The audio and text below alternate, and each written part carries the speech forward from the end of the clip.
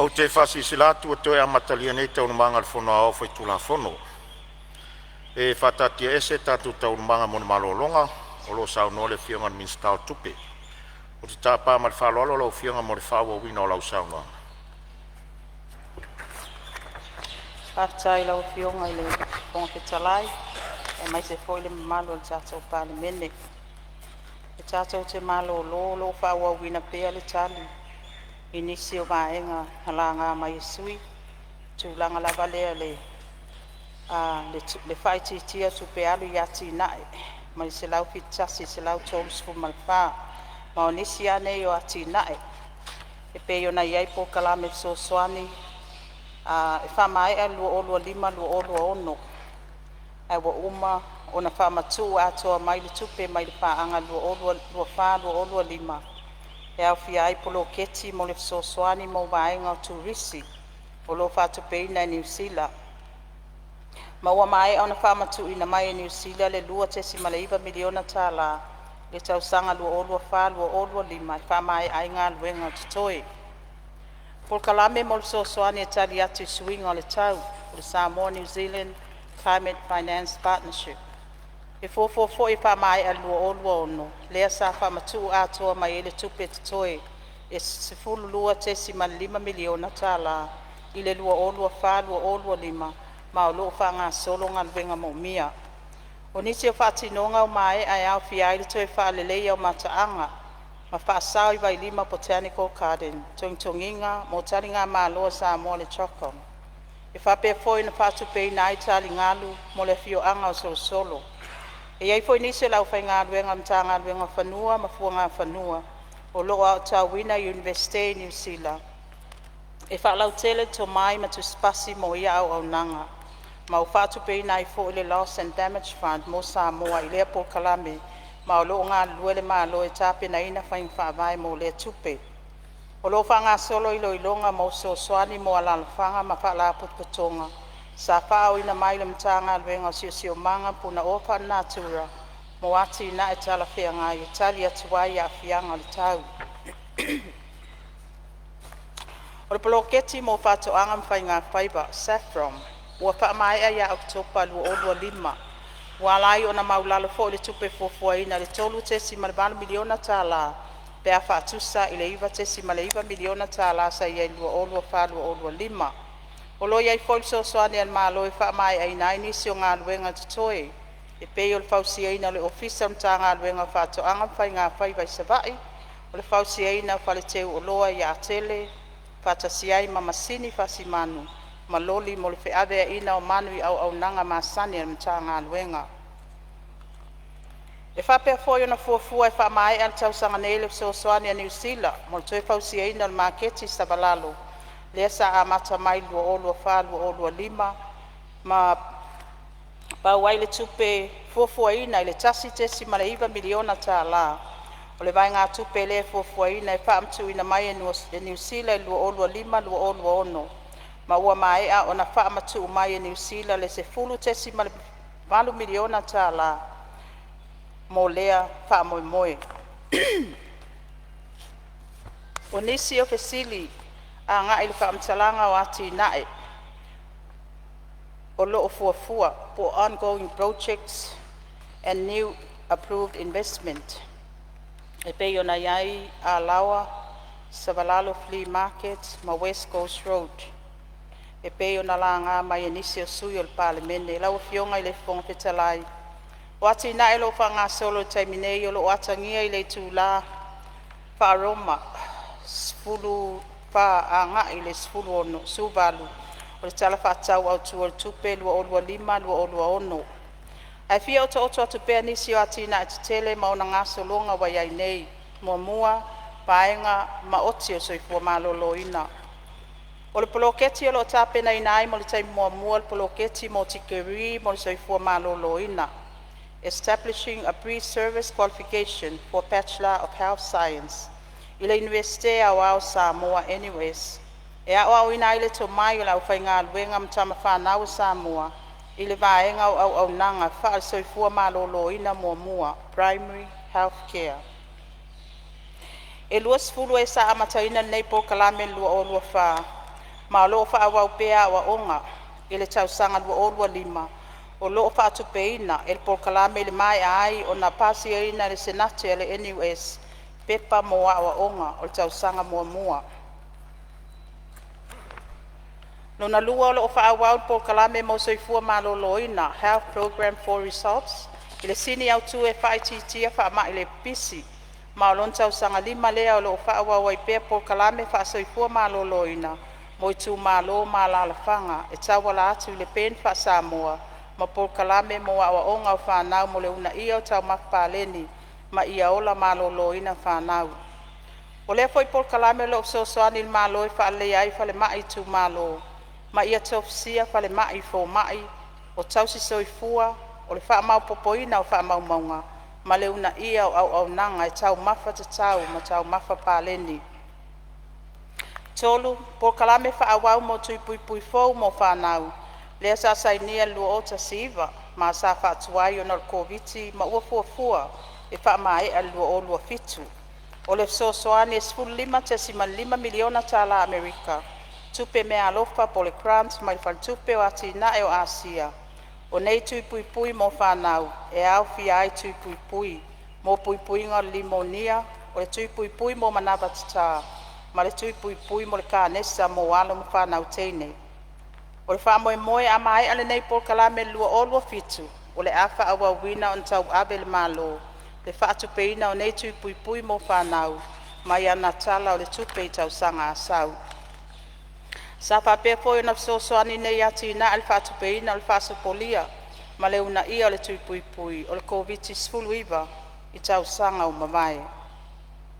Vaenga ma oti o whaatoanga mwhai ngā whaiva. O le polo ke ti fau mo le vaenga o whai ngā whaiva. E so soani mta ngā luenga o whaatoanga mwhai ngā whaiva. E le wha leleia o masini mo le ngā o sia o ice making machine. Ma wha ilo mo o ngā sami. E tasi te si ma 5 miliona tā lai wha mea alofa o wha matu mai wha lapo patonga o whai ngā whaiva le tūlangi. Mai fuafuaina e wha mai e wha tinonga le nei polo ke ti. E le tausanga lua fitu. Vaenga ma oti o so ta inga. O le atina e fau le sa sainia ma lienga ma le faltupu la langi a Februari lua lima. Mo so soani wha mea alofa e tusa ma 2 miliona tala Amerika. E wha alile iai au nanga o so ta inga i le atinu. O le ato e wha alile iai laina o so ta inga le malo, Samoa National Broadband Highway. E wha au atu wha alile iai so ta inga inisi o vaenga o le atinu. E leo whaasopolia e so ta inga e au fiai tu malo mfon whaavai. Wa onga mwhale mai, whausias whale tu tonu mo wha maunga le malo. Mauna ia le to mai o le au whai ngā luenga i vaenga mo mia. O le ngā solonga le whaatino ina nei ati na le teimile nei wa iai nei au whai ngā luenga to a lima i lalo na tā ngā luenga o so ta inga. O lo whaatupe ina le poloketi e ta ina le whaafo ina o nei ngā luenga. E so soane ai le ofisa o pule whaatonu. O lo whanga solo fo inisio ilo ilonga o tawa fonga, mo e iai le to mai whapitoa, e fe so soani le malo, e au ili ni vaenga te tau matala whea ngai, e whaatino ina ai ngā luenga le nei ati nae, e peio na tā ua. Vaenga ma oti o whelawa inga ma ati nae te tele, transport and infrastructure. O lo whawau le whaatino ina le ati nae mo le sitio au wala o whelawa inga e tali atu sui tau. Malia whenua ala o whionga suni o le minsta alo tulai mai le whau la vea le whionga te tauri tua ngai. Ia, sauna o lase le? Le whionga i le whaftai le minsta ta ua o ngā samia mo whangotanga. Sauna? Tau tele le vaenga reia. Ai, e le ititi tatu o ngā sami. O le melea la ta oto mai ai. E te tau anu whamutino tātou tua oi. Tua oi sami ma Amerika Samoa, tua oi sami ma Tonga, tua oi sami to Lau, tua oi sami ma Amerika ma Tunuia e le tu matu. E te tau ana whamutino le leo tātou tua oi e le i pea e le maea. Ona futia. Ia awai le i loka ina tātou waa. ni wa'afango nisi fo o tunu ai mai se atu tuila o le whawhisili atu o le ale tūlanga la tamai wo o iai le tūlanga le fuatia o tātou tua o ia ia pui ai a tātou tangata whangota. Ia, tura mai lau whionga minsta e whawau sau noa, o e whawhonga mai le, whawilawea. Ia, whaftai lau whionga le whonga whetalai. Ia, whaftai po i whautuanga utu ina mai. Le tai o le tuangai, o le fisili sa tu ina mai. Ia, ele mwhai o na maua atu ia te au le tali i teimine nei. Ia, ai se mai o na fisili la ia ili maenga, fito i tonu, lea maenga. Vaenga ma oti o whelawa inga ma atina e tele. O lo wha wau whatino ina o le atina e morisi itia a wala whelawa inga. Tali atu i suinga le tau. Lea sa wha maia ina ile a wala tele tala whatai sifo polu, West Coast Road, e a ngā i malaiba a lele i whaleolo. O nisi o fuafuanga tutoio le nei atina e au fia i whale leo le a wala kolosi lano mawhenga. O fuafua ina i wha ngā solo i tausanga nei. Mangaluenga whaatino mo le puipuinga o vaenga solo i le tala whaatai sae o polu a mataatu i le tongo e tau i salua whata. O le ati na e mo le whaalea le mal puipuia o le wafu whaavao malo i matautu o loo whaawa o pea. O nisi o vaenga titele o tutoe o le neipolo o keti o le toe whausia o le tanu tele e tali ai le malolosi o ngalu masavili ina ia saonga le mu le taulaina o vaa mangaluenga o le wafu. Le fausia ina o le control tower ma le Kate House i le wafu ai maisa CCTV system e matai tuina ma si itia le saonga le mu ma malu puipuia o ngā ruenga whaatino ma mea tō tino lo ilunga o le wafu. O nisi o vaenga titele ua mai ai au fia ai le masini wha ata tele mo container x-ray scanner ma lona fale wha mautu wai. Wha pea le fale mo le sueina o container mo umia o le vaatoso e whaatonuina le au maia ma le toe ave ese atu o vaa i le wafu. O le poloketi mo le whaaleo le awala Central Cross Island Road i polu mai si umu e tau mai tanu ngā manono e feso soani o tupe whaamea alofa ma le whale tupe o ati nae o Asia. E tusa ma le whaasful miliona tala Amerika mo whaatinonga o le ati nae mo tau sanga e fitu lua o i le lua o fitu. E au fia ili whaalea o awala o ala vai, awala savali, ma le whale tali pasi, inisi o vaenga. O lo whanga solo le whaamaya ina o le vaenga lua, e amata mai si umu e tau mai tiavi. Mo le vaenga mua e amata mai tiavi e tau mai tanu ngā manono, pe tusa 15 kilomita. O lo whanga solo ilo ilonga o tau fonga, o le nei vaenga o le ati nae, mai fuafua e wha mai aina i le lua fitu. Neu whionga le whangafu. Ia, o lo tūlai mai whawilawea lo whionga le minstau. Tupe, Aftai tūlai ia mai lo lo whionga whionga. e mo lea manoa. Nā si vai angale si whamama lama i sau nonga. Saunoi. Nga tama tai mista, misa le tatu awala le masi umu. Langa e counterpart cost saka kou. Tupo lea ta sao le tatu malo pe miliona e pe ale hawa wai tau sangta i tas. Nasi ima tau le ngā luenga lea lau whionga. Malo, o tele whawhita au. Ke ngata le umi. E ala fo ko ala kungasu ke ngi ko ka edi. Wa si ko ka nga ile yai kampani mas leng fa la wala le mas ko la ngila wala le wala ngale fo ika ko ku pe ya loi. Ya man fa la lava. Talai. Malo whafta ia. Talai e so pe se fam talangan tau poetas. E wo sa ula mai me fi fa. Ia, se sauno. On sai mai lo whionga le sui parmia se tua tupele avonona. O ngaruenga tele ia pe sa taua. O le polenga la ia wa umi kele tilei. Umi tele ona toso ngaruenga ia. Le wa taua ne le sa fia bon sitala.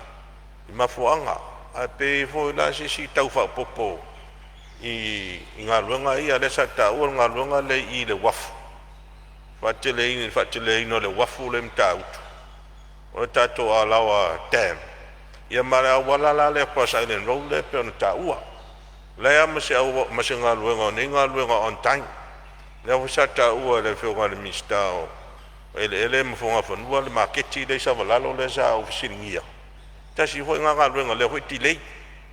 O le fia maua, po le alma fuanga o leina tuai ngā luenga nei. E pela le ngā luenga leo le alawa tem. Ngā whatanua tele le alawa. O le sosoani o le tupe whamealofa mai le tupe laulangi silau milionga kāra Amerika. Le me whaiai. E ei la ia ingam tu ungo o sosoani whapea. Pea le mafuanga na le ala infisiri atu. Nei te uafu. Ua umi le tilei. Ia e whapopoi nisi tau. E to tongi. Ia pe whale tonu e le sosoani. Tūlanga le mafueng tula iatu mo le whaloalo.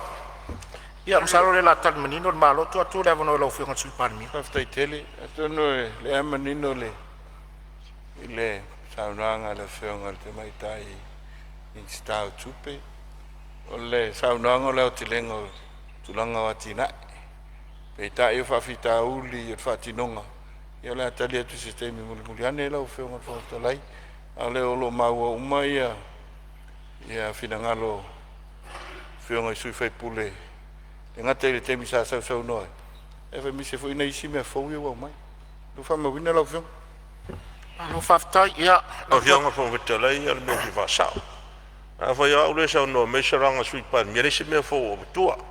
Isi la enhanced le tusi umai a mea iau tautala tuai. O tūlanga na, mai whalano. Tu mara o whionga le sui parmi. Nei sa ufa mawina le saunanga le whionga i le minsta. O ile sui te tai, ile tilei, o le awala. Ai mai se fuina le au te lenga, o le tulanga, o le whaongaina se leni, pulo keti nei. Peo le te lenga lana, ia le lau o le Crescent Island Road, mai si mea. Ia atono la tari atuai. E whamari atu pewa peo whao le talfi na ngalu. Ai peo le nganga le na. Nanga le walau mai isi ngalu wenga. Ia pe le no te inga le na. Ia le la tadi atu lo na te lenga lau whionga. Ona ngang whalor. Ia maua mai sui ia la asau ni mai le whionga le mista o ngaluenga tele o sui parmi e fo i lontaini. E tari fo i tau tu sol whau la vea. Whawau sau noanga lau whionga tamata i mista. Aftai lau whionga i le whongwhitalai. O le ati na o le atatou o atuai o le tatou Samoa Aviation and Road Investment Project. O lo whanga solo fo inga luenga mo le polo keti mo ati nae, sa amatalia mai lua o lua e fofuaina e whamaea le lua o lua iwa. O ngā luenga fofuaina mo malai ba lele, e au fia il whain whaavai mo le ati nae o vaenga savili. Aviation Sector Strategy Master Plan. O iloilonga feasibility study mo le toi whaaleia, ma whausia ina le tali ngalu mo le malai ba lele. Iloilonga mo le whaalautele ina le malai ba lele. Extension of airport runway, manisi o masini whaatontonu e mo o mia mo au nanga al malai waalele. I le tuo awala, o loo whaanga solo ngā luenga mo le tusi ina o ata, mo vaenga whaaleleia o le awala i ala whaalava, ai maise saunga le mo awala kolosi. Wa mata fo ngā luenga mo o mia e tāpena ai whaatanoanga mo le tusi ina o ata design, o le awala le tu tala whaatai te sae, East Coast Road, i upolu. Mo le wha mua i awala kolosi wa a fia soo i tā whenga e peio Eva, Salelesi, ma Salua Fata. Tato wati na e o le Multipurpose Alawa Dam Project. Lea sa whesidi ai le a fionga le whaipule. Ploketi mo le whausia le whatano baita ele i Alawa. O le nei ati na tele, o lona tau au whai se lau sifun maltasi, tesi malua sufa miliona tala Amerika, tupe wha mea alofa. Mai le whale tupe o ati na e Asia, e se lau tesi maltasi miliona tala Amerika, pa apea le sao le malo, common contribution. E se fulu tasi tesi mai sufa miliona tala Amerika, mai fofua ina le nei ati na e whaati noina i le fitu tausanga, mai ia Iulai lua o lua lima, ia Januari lua o tolu lua. Le sao le malo mo le nei tausanga e tasi lua o lua lima lua o lua ono, o loo atangia i tono tatou talo le tupe. O whaatinonga le nei ati nae, o loo tau wha mai al wha mua i tangata whai ngā venga mo mia, ai mai se i la tau o lo iai le anga waa whapitoa, e feso soani le malo, e whaatinoina le nei ati nae tele. ina ia ilo le lei design ma whaamautinoa le saunga le mo ma le anga ngata quality o le nei ati na tele. O le vaenga fo o si o manga e ave iai le whaamamafa ina ia mautinoa le iai o awala e whaititi ai le a whaina o vao matua ma le si o manga i le nei ati nae. Vaenga ma oti o si o manga o le Pokalame Pasifika mo tapenanga tali ati swing o le tau. O fiona fong to lai. Ia, Se mea fi whaasa. lo iai le whaula vea le fionga te te le tuangai, ma lia lau fionga. O le bloketi nei e rea mawatu se lau miliona. O leo te whalongo atu saunanga ale te maitai minista o tau e o se vaitaele. E reo se vaitaele. Pea al tato vaitele fo leo le dam mo o le vai ta mafa le tise. Ia ma le tau finga fo o le vai ia wane i lolo vai ai ia pia i le whatau siusi unga e se foi i vaiala e matautu pea o saole nase i toi sakena i leo se vaitaele Ia, ma lia lau fionga le te te le tuangai, ia o lai saulo na finangalo a ua vavela na lana saunua mai. I le vaenga lea, ia saunua mai lau fionga le minsta. Whaftai lau fionga le Pongwhetalai, ia, whaftai lau fionga tai o le tuangai. Ia, nau le abe ese o le a, vaitele loa, o le vaitele ia lawa. Vaenga maoti o sisi o manga, environment sector. O le Pokalame Pasifika mo tapenanga tali atu i swing o le tau. O le nei Pokalame e fou, ma o le tasi le nei o poloketi mo mua, sa pasi e ina le komiti o ati na el kapeneta, CDC le amatanga o Oketopa lua lima, i le paya inga le nei. Le nei ati na e tous fulim miliona tala Amerika, mai fuafua ina e amata ia Februari lua ono, pe ama e a feutanga ina ma le faltupe lalnangi o le a fatupe ina le nei ati nae. O nisi o vaenga te tero le nei ati nae e au fiai vaenga nei e fatino ina i totono le ono tausanga lua ono lua oto tasi e fuafua mo le nei poloketi. O le whaamalo sia o awala e mataitu ina ai malongo ina le mamalo le atunu ini whaalabe tutupu whaafuase. O le a fatu ina ai sailini whaailoilo mo savai, manono, ma apolima, ma whaasopolia upolu. O le a fausia ai le whale fau o le ofisa le ba ai tau, Meteorology Office, ma whale e mataitu ina ai mafuie, Seismic Operations Center, e sitia i whalau niu. Ona o le tūlanga ma ale le tūlanga, o le o tua i nei le ofisa i munu. Ma masini ma awa onga, mo le au fai ngā luenga e whakoina le nei au nanga mo umia tele. Whapea i foi na whausia nisi whale fui mu whaopopo se lua mo sa vai le tu sa lenga i sangone mai tu o tane i whangamalo. I ngā luenga mo umia mo le mta ngā luenga whilawa inga mātina i tele. O le a ngā i le fuafuaina ma le taatianga o whanua ma au nanga mo le taulanga i Salolonga Town Planning. E toi ilo le toi whaalea le maketi i Salolonga i se vaenga e tu whatasiai au nanga le malo mo savai. Ina ia whaalea au nanga ma maua uma i savai au nanga mo umia o lo maua i polu. E fuafuaina ina ia ati na e no fuanga i Salolonga mo mataanga mo turisi ma no fuanga i whatastasiai ma malo lo ai a inga. Ai mai se o whanau pe ona iai upolu nei i le Friendship Park ma le Malai Fatu Park. Poloketi mo le taliati a fianga o tūlata i le sami. Le nei poloketi e lua iai ati na e fou sa pasi e ina le komiti o kapeneta mo ati na e CDC le amatanga Oketopa lua lima. E lua tesi ma le 12 miliona tala Amerika le tau au whai le nei poloketi. E soani mai ai le Global Environmental Facility e tau la mai le UNDP. Le sini au tua le nei poloketi ina ia una ia a wala wha le natura. E whaatinoina le tali atuai a fianga le siosio manga e au fia ai le iloilonga le tau, ma tu whatasia o whaamaumaunga o vaenga o sio manga, e iai whaasao ma vau matua. Ma tāpena ina ni whainga whaamai tala whea ngai mō nei fuafuanga.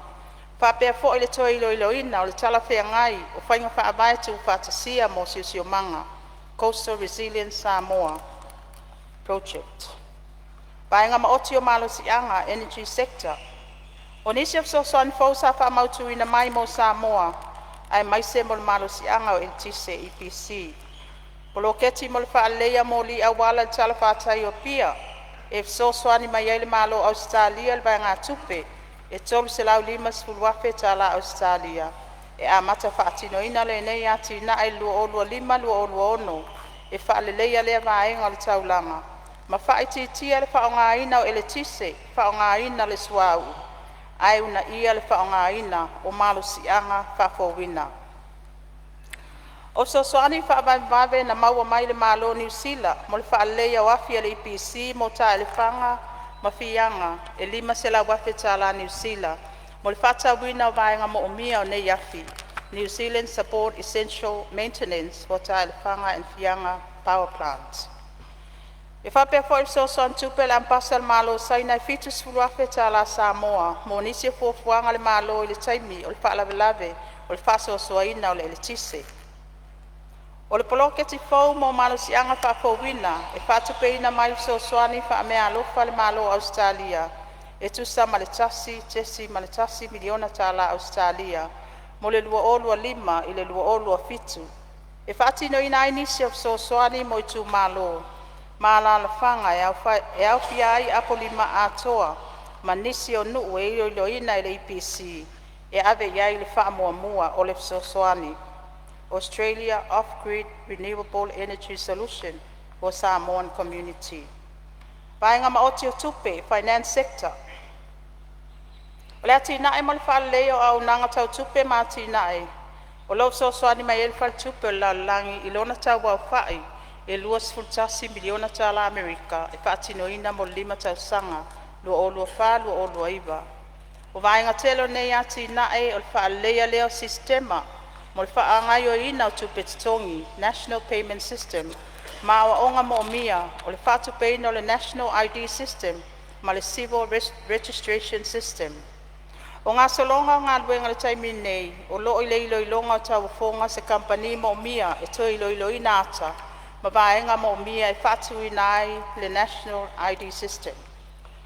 Wati na e mo le whaaleo sistema mo tupe malo ma tupe maua, o se tasi ne o ati na e ufufuaina, e pasi e ina masainia i le lua olua 5 lua olua ono, lo whanga solo ta penanga le taimi nei, ma le tupe o ati na e Asia, mtanga luenga tupe, ma mtanga luenga tupe maua, ma tiute, e tusa ma le 10 miliona tala Amerika. O le sini au tuol nei ati na e o toi whaalea leo sistema, o loo whanga i o iai tupe le malo. O le nei sistema le Finance One System, o atoa luasfu tausanga, mai mo umia le toi iloina, ma whaale leia ona o swinga o teknolosi nei ona po, ma ia ngapa tau lima ina le whaawa wina i swinga wa iai nei. E whapea fo le toi iloina ma whaale leia sistema mo le vaenga o tupe maua, pei ona iai fuafuanga e tu SSA nai le mtanga aluenga o tupe maua, ma mtanga aluenga o tiute. E sosoani e se tia le au nanga, ma wha mautali, wha maumaunga tupe maua, ai maisel wha whaingo fie mo le malo le atunuu, le wha o ngā ina o le au nanga. Laua fionga i le fonga petalai. E wha ilo atu fo inisi o tā penanga ta iala mo le lumana i manuia o Samoa, mo le lua olua fitu i le lua olua tasi. Ua a mata o na wha atal noa ina, ma pā anga mo ati nae, mo sosoani, e au fia ile fale mai sa lolonga. O le polkalame mo le maenga ma oti o malo sianga, e whaale le ia ile a fitele i fianga ma au nanga mo umia. O le polkalame wha awau mo Vaisingano catchment area, o ati na e mo fe malanga inga, ma awala kolosi au fia isa pali i Ford, vai a ata, manisi o awala o lo iloina, ma le whaale le au fe malanga inga, ile vao moto o polu, manono, apolima, masavai. Wai ei fo so soane el malo saina, i le toi iloina, o fale te tele el malo. Structure assessment of government buildings. Sa fausia ina lato so swani. Matape na ina ai tal sanga matau. E mo mia mo toi whaalelea o nei aseta. E au fia ai whale maitele me to tua. Male ofisa mtanga luenga soifua maloloina. Ministry of Health Headquarters. Whale wha masino. Male mtanga luenga o wha masinonga. Male wha foina o tūlanga tau wha masinonga. Maota o tofi lau eti alesana, le ofisa o le fono. Maota o le malo. Maota o le malo tu iatua, tu puata ma sesefi. Maota o le toa, matanga luenga o tinam te maita, ati na e nuu mafio anga. O le ata apena fo ima maua le au te lenga ma uli linga o nei ati na e fofua ina. Pe a o le tausanga fa le tupe lua o lua ono, lua o lua fitu. Lea e ta apena ili ta ia la fou. Mo le lumanai manuia o Samoa. Talanga ni se sui malu whaititia o tupe whaanganga, mo le mtanga luenga wa onga manga nuu. Lawa fionga i le whongwhitalai. E tu inatus whaamatalanga e tusa mo le whaititia o le tala whaatau o tōl tupe. Le mtanga luenga wa onga manga nuu lo nao te lenga. O le whaititinga e mafua o na ufama e ina so soane al malo Australia ma New Zealand. Ile tausanga wha tupe o tuana. O lea whaititinga e leo a fia i tupe whaanganga masani. O le whaatinoina o ngā luenga mta ngā luenga. Whaapea vaenga o lo ave iai wha mua mua i tūlanga tau wa o onga. O a onga o le wha mua mua wha awau lava lea le tātou malo. Ia mauti noa le wha awau le sitia i tūlanga wa o onga. Ma ia wha mausali le tūlanga alualu i luma e ala i le talo le tupe le malo. Whaapea fo i afso soane mai a tātou pāanga i le anga i luma. O lo whaawau pēa whiutana inga ma tātou pāanga mo ati nae. Mo le whātupe ina o isi po kalame mo a o onga. Pe a maea o na whaatala noa ina. Ma wha mao ni aloa i alfofuanga ma mao. Ale vaenga ma oti o a o onga. New Education Sector Plan e le kapeneta. Lawa fionga i le fonga whetalai. O le whamatala ina o sifulua masina o tala whaatau au tua tupe pe on tala noa ina. Patu se le balu masina lea lo toe mo le whaatinonga. E pe on afsilingia le fionga le sao whaapito. E ui o le tala whaatau au tua le tupe lua o lua lima lua o lua ono. Lea whaatoa whaatatia mai Palemene malu. I le masina le nei Oketopa lua o lua lima. E au pea o na o fia ai le sifulua masina atoa. Po le tausanga atoa. E amata mai ai ulai lua o lua lima, hanga ia iuni lua o lua ono. E tu sai mal tausanga whare tupe, o lo ai ai lalo tu la fono, o le pule ai na o tupe lua o tasi. Talu ai ona o tu langa na iai, e peo na sila fia. Le na whaonga ai na le vaenga i walima o tu la fono whaavai, ma le vaenga tolu lua o tu la fono, o pulenga o tupe lua o tasi. E amata mai ai ulai lua o lua lima, se ia wha uma ia se tema lua o lua lima. O na wha awau mai ai ele vaenga tasi o lima tu la fono whaavai, ma le vaenga tolu sfulo tu la fono, o le pulenga o tupe lua o tasi. I lalo le polo a inga, e wha maoni ai le wha matu ina mai whafo tupe tutoni, mo wha lave lave tutupo whafo se. E pe o na iai le taimi nei, se ia maea, i le aso lua sfulu iwa o Oketopa, lua o lua lima, e tali ai le pasi aina, o le tala whaatau, au tu o le tupe, e pei o na iai le tātou whasoa. Tupe whaanganga mo whaalave tupe whafua se ila wa fionga i le fonga petalai. E fia whailo fo i tāpenanga le mālolo iai, e tali atu wain whaalave tupe whafua se. E pei o na fea fo i anisi o saunoanga o sui malu, mo le sila fia... Ia, o lo tulai mai le whaulave le sui o lo tufanga, tulai mai lo whionga ili. Sa whapito. Rau fionga o tau po fia whamalamalama. Ia, saunoa mo tau whiwhama. Tūlanga leo saunoa mai e te mai taimin stau tupe. Ia, saunoa. Sa o fisiringia. O le... E whaafitai o le manino le wholesanga, o le tausanga e whaale tupe. Le ua fola mai lona tūlanga masani. Mas i le masino i ulai. Se i aulia i le masino i uni i le tausanga o iluma. Mai a ole autu o le whaafsiri na tuina atu le whionga i le minista. E tūlanga ese a tātou talo le tupel nei. Ona o lewa tātia le talo le tupel tausanga atoa. A ua whaasolo le whaongaina. E le o se tūla fono na pasia. Ia tupe ia ua whaongaina pasia e le mautafono. A o tupe ua whaanganga e ala i le tūla fono. Pe o le 2.5% le silauma le lima o le whaavae. Ia maisi vaenga o tūla fono o tupe. O le autua la u fesili. Awa o le mea monia. O le ua alu whaasolo le whaongaina o le talo o tupe. Pe le o iai se vaenga o le folasanga o le tala o le tupe le nei. E ono ta umai ai. Pe fia le tupe lea ua uma o na whaonga. Mai manino ai fo. Pe fia le tupe mo le valu masina le tutoe. Lea e tarusanga mai ai. Ia pasia e le. El tato Palemene. Pe ina o le vala ale na ona o le tūlanga ese. O le whaatatianga o le tala o le tupe. E whaatusa i le tūlanga masani o masina. E au mai ai le tala o le tupe i tutonu o le Palemene. Nā pawala nā o le vala safia malamal mai. Hoi clarity. Le ua alu le si vaenga i le 2.5%. Le ua whaasolo le si vaenga i salauma lima. Fia la le tupe lana. Ai fia le tupe le la tatou i o ene i ai. I le valu masina le toi, ma lo whaaloar.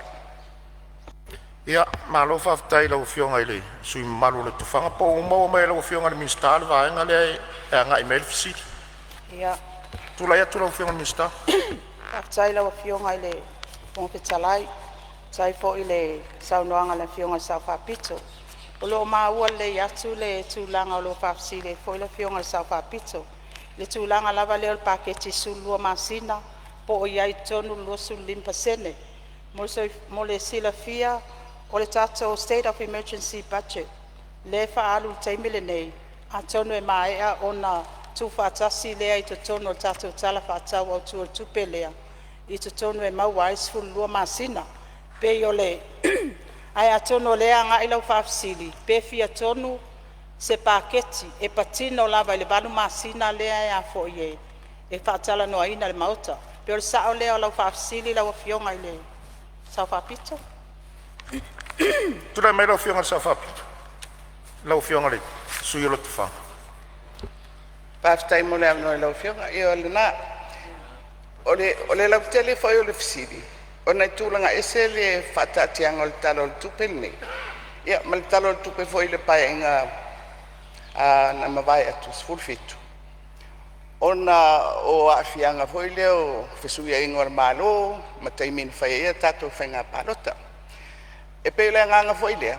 A whapeo wa tūlanga ese ia le taimile nei.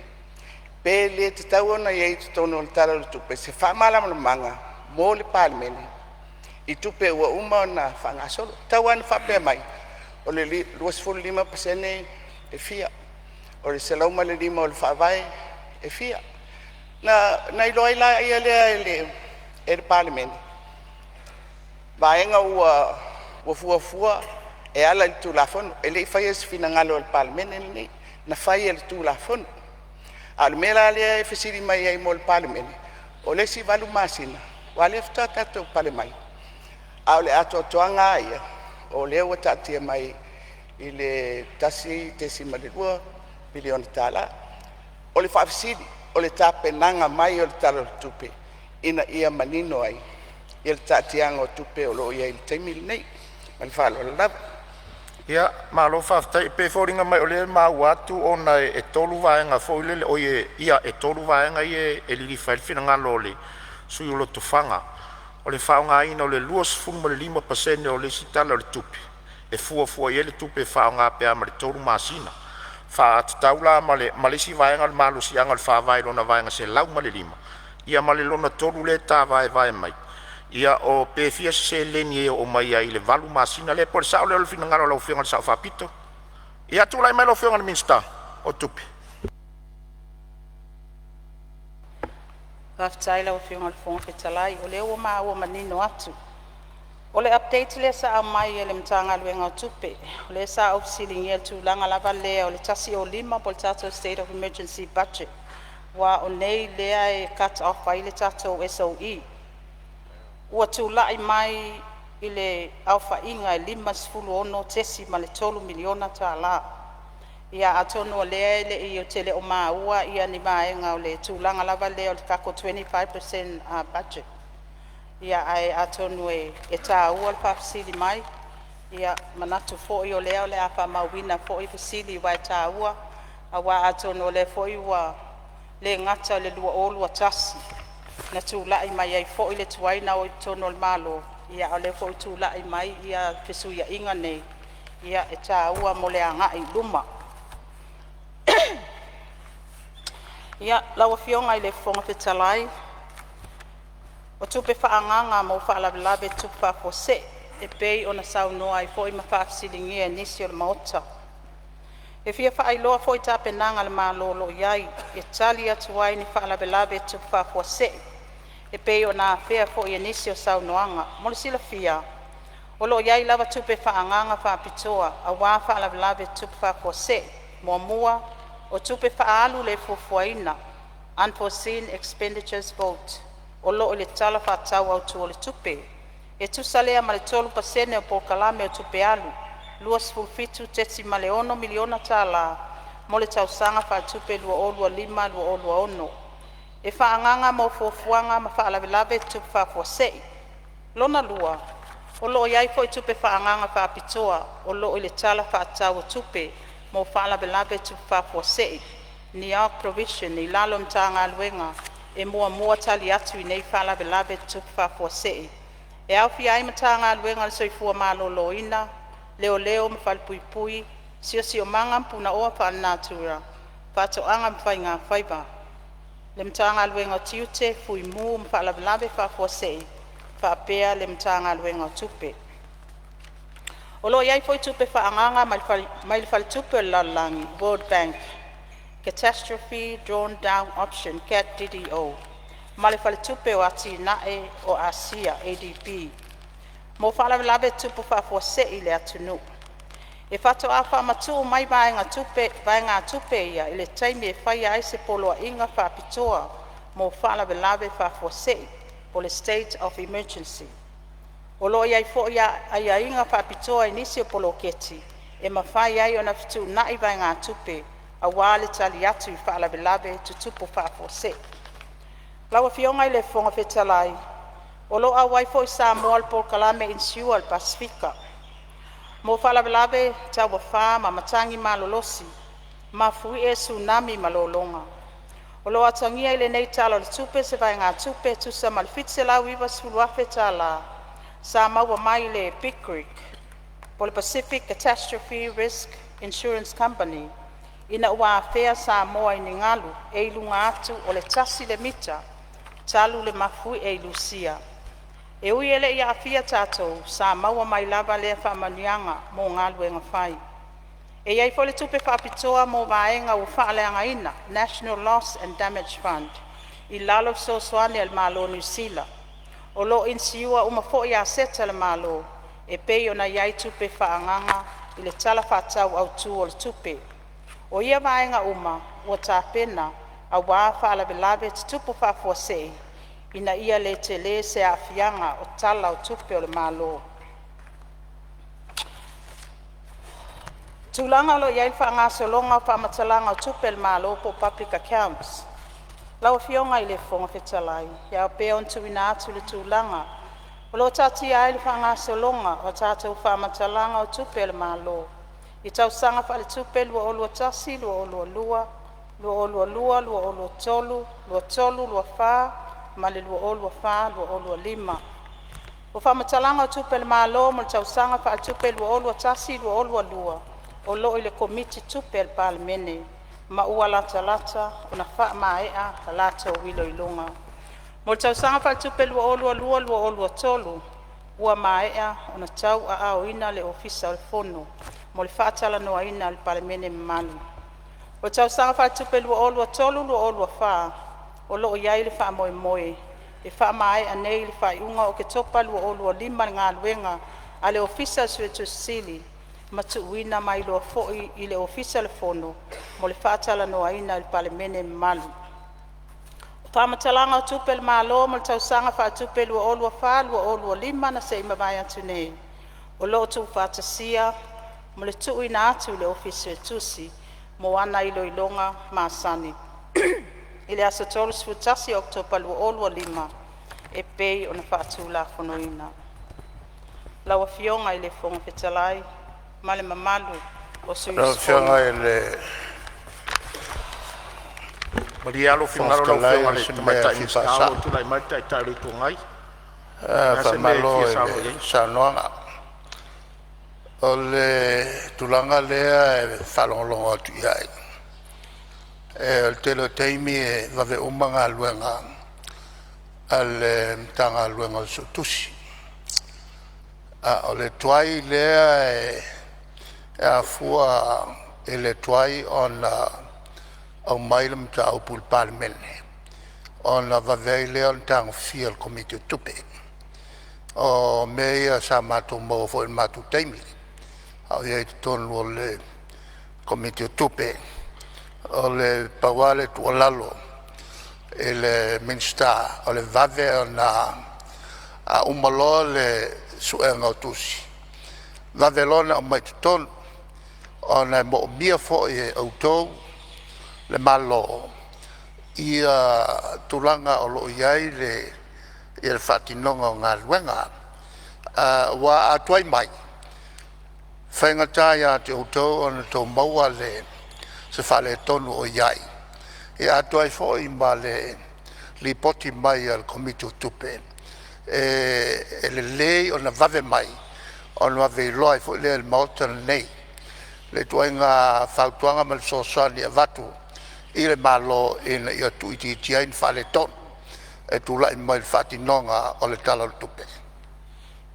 Ia, malo sa unua lo fionga te itai o le tuangai, ia, msalo le vaenga na, ia, pe au te ilo le ufaso so le tu salfosanga minsta, ia ua ia li poti ward committee, wa e fo li poti utu ina mai lo official fono sa uni e tu ulunga laula wafono, ia, manisi whamua mo nga fia whamae, ia ai pe ai ono le to alia le taimi lea ua fesu ia ia fai ngā malo. Ia fa malo le fautua. Tu lai melo fionga le mista?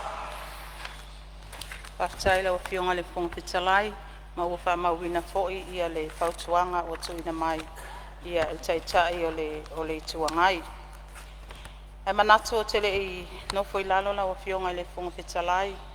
Ia e momoli ale anganga le whaktai le pa ia le matamtanga le wenga tupe. Tono le alava ua fonga manino le pa ia o tātou Palemene i vaenga umai tūlanga tātou talo tupe malona tāpenanga. Mo le sila fia ina wo o mai whai ngā mālo i tutonu. Lau fionga se avanoa, pe atu samlo. Nā lau fionga whangaftalai. Ia o lo tūla i mai le whawila vea masalo si umu le tau mawatu. Ia sei tūla i mai sua si umu. La se me fisa no se me fifa sao pe fifa mamalama lo finga. Se vaenga i fia whamamlama i saunga la fionga. Ia, saunoa. Whaftai lau fionga le whangaftalai mo se avanoa. A si sirion whaftai le fionga le mingsta o tupe. Le saunga matango fia ua whafonga foi le Palemene. I le foi tūla o le fiafi. Taluai ona sa ta ua sa matau tārsanga. Ia se ofisa o leo leo mo le i tūmalo si umu. Whapea foi ona la vea sa mātou tārsanga. Le si tia leo o titongi al mtanga luenga o leo leo. Ato aila ma le whalau iloa o lo whanga solo i teimi nei. Moli langa nga whaftai le mtanga luenga le whalau iloa. A le tā ua o vaenga ia o le iai o ofisa leo leo i tono o i tūmalo taitasi. O ngāia kang ia mai iai o lo whamalo sia le tūlafono. Ma sila fia foi le malu o le atunu. Ia tūlanga pe ona iai, pe pauale si vaenga lau fionga le whangaftalai, al sangoanga ia le fionga le minsta, ia lango fo nei tu malo ma whalalo. Ia, No fionga fong fitalai. ia se No se no. tua leva noile. Tai Sui te tai le o mau atua pai wi u sa no ngala fionga le minsta tupe. E se mta pu sa afere la unga ho nei tu mano. Ona le matawina ia tu langa fo io. Be o le fatal no ina mo le special economic zone. Le zata ua la unga. E peila o le o nga tusa ile nei vai tau. Ma le toe whaatara no ina o tatu tu la whono leo le citizenship by investment. Mea la lea sa wha leo ise pōlenga. Le tu langa lea. Ise isi le sila i le lama pui pui o le tunu. Mai tu langa o lo whaipisinisi mai whafo. E wha o ngā ina ia tu langa investment wha pēr. E ni tu langa e ala mai aia mo meo tupe wha sori tu la whono na maua. E mafua foi ona a fea lea tūlanga i se tautalanga. Ona lea sa ua ai lata mai nei se lipoti. Se tasio newspaper. Se whatanoanga ni whai e pia nei. Na mai ai se whautuanga ma se tualalo Australia. Le pōlenga lea al malo Australia. Se sila le lei le tūlanga lea. O mea i o special economic zone. E o mai e tangata mai whafo tele tupe. Ka whai ngā renga le tō tūpei tono mō meo no whanga whapea. E a le telefo nā tangata pe o la tupu telo isi atunu. O mai e lam tangata ia mai mō meo tūpe ma nda maua i mō meo soli ngā tū la whono hoi au whala au whasaina. E a ma le telo isi mau i tū ai ngā soli ngā tū la whono whawao malo. E sau tono mai e tau money laundering. Ia e a fia whatase i ma mea ia o stock exchange. E whao ngā e ala mai e tupe whapea. E pe ia whao ngā ia mō meo stock exchange ma tūlanga whapea. E awala mai tupe mau e tūlanga ma soli ngā tūla whono. E tau tupe ele lea. E mai whao wala i an wha mai lea. Na pe lea wholinga mai tupe ma maa. Au tupe mau mai i mō meo soli ngā tūla whono. E isi atu no le pōlenga na wa fionga le insta man fonga vitalai. Ona e a fia i tātou. Ia, te tona si le fia. Ona tu ulole le ngō tātou o Samoa. Lunga le blacklist. E pe ona ta oso o lea fo i lisi. E a ona le toi moe lea tātou so soani. Mai telo isi atu no tele. E a ma meo so soani mwha manu yanga. E maua ia tunu pe eo tātou tunu. A tunu tau ati ai. E a pe o le pōlenga lea lau whionga le minsta. Ina ia lava pui puia tātou tunu. Ma ia to e ngā ati nai whapea po ia fufuanga whapea. Whaftai. Malo whaftai sau noa. Ia lau whionga le tamai tai minsta langa sa tā ue sui whono wa sau noa ne ia. Vaenga le la unga whalau i tele. Sau noa ia. Lau fionga le fonga whetalai, au tele itali atu i le tūlanga lo sau noa i fo i ia le whaipule mai anoa maa. Se o tali atu wā i le whaipule mai si umu. Pe ia e le mamao ia le ofisa o leo leo i pautasi mai a si umu. Ia e pe ia ona mai tau wina le tele ko i sau noanga whetalai. I le tato matanga luenga wā unga. Ma le mitanga luenga o soifua malolo ina. Mana na o uma tātou ia 5 sutasi tu malo, 5 sutasi ia Palema, 5 sutasi ia onga. Au le mai tau watu, o tāpunis fale a onga. Le ain fai a onga. Le foi mai tau watu, ia o tāpunis fale ma, o naisea, e le o mawhai o nanga whatau 5 le lava o fōma. Ia atau no e whape nā fo i tātou matanga ruenga o leo leo. E mo i lava o loo toa tele tātou leo leo taimile nei. Ia ai pei o le vaenga le nā e sau pea o na whaailo i tono o tātou maota al Palemene. Ia mautino e tātou te nau uma. Ina ia whaatino au nanga nei a wāsaunga le mu. Ia e ese foi le vaenga le mālo i lon tūlanga i le au te lenga. Pa malulua tuai le whaipule mai si ia taatia mai lo whanonga. O au lea o te nofo baba aia o le minista o le mtanga luenga o leo leo. se yo o mai le afionga le ali Palemia ia ona whaau o ai lea o lautau sanga. Fo i mai ia se whamatalanga i tūlanga o loo popole ai ia le sui whai pule mai ano ama i le tato pili leo le citizen by investment. Ia atono le tato vaenga lea o lo tatia le tato MCO tanga luenga le minister. Ia o te iloa inga o le apaya inga taluai. Sai lunga fo le kapeneta le nei pepa. O nai sea. Ua fitu le valu tau sanga talu o na pasia le nei pili lunga le Palemene. I le family ona. Ai le ai ma se investor. O loo invest ai. Ia atono tiu te aia mamtafa yo i le malo. E ilo ta iala mwhaingi whawai. Po le ale mafuanga. Ia e tatia mai lau whatuatuanga. Lau fionga le whaipule. Ia o lea fau wa se mai i le whainga malo fau. Ia o loo sisila ai lava ma ta ua foi tūlanga ia o loo e popole ai. Ia o loo i tatou Central Bank of Samoa. O latou ati te mamtafa yoi. Ia e whai latou due diligence check. Ia e le yo o maingi investor mai fafo. E pei o le vaenga le nā ngā i lea mta upu. Ai le i o nofo i lalo. E whaaleo ina lea ngā ngal whaftai. I la o matanga luenga o tupe. Po le matou a inga sa tupe. Po le vaenga le finance sector. Ia o lea ua so o mai ma join mai ma le MPE. Ia manisi fo o SOE. Ia atonu atu atelea i lava ia sui whaavai o nei a inga. Ai mo silfia le tatou Palemene. Ia o mai le whai ngā malo. Ia o tau whaavasenga fo le tatou SOE budget. Ia ta pena tala le tupe. Ia o mai fo i ma le whai ngā malo malana anawa tau. Ia manatu e le whai ngofie le ngā luenga sa whea ngai man mata ngā luenga o tupe. E tau mawhai e whetu unai vaenga i se taimila i titi. Lea o mawhai ai o na fono tātou Palemene o nau ta inga. Ia awane i umi o na tuu le tātou talo le tupe. Ina ia mawhai foi o na whaangai oi le tātou whai ngā malo. Ia e mamoli le ngā ngal whaaftai i le paia o lo i tū malo. I la o tau tapua inga te talo. Le lua ai nei o pae inga o lewa o tūla i mai. Whaaftai la o tau whaatua tuanga. Ma la o tau whaamoe moenga. Sa si ia o tau au. Ia ma tau e filfili ina mai foi mulpola. Ia e whai ma leo le tātou tū malo.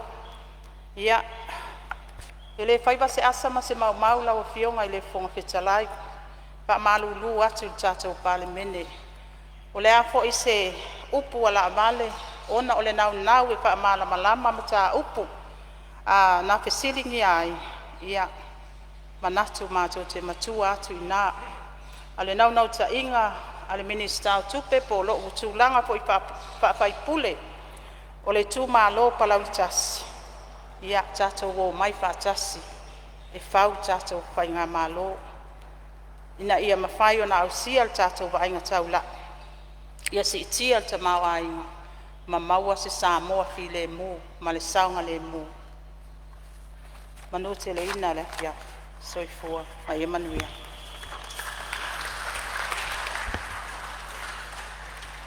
Ua talinga e fia longo le maunga na isa la fai. O e si i foi le vatele ma ua taulo na papa tu loto. Whamaloa tu lau fionga le anoa ma le atoa ta penanga.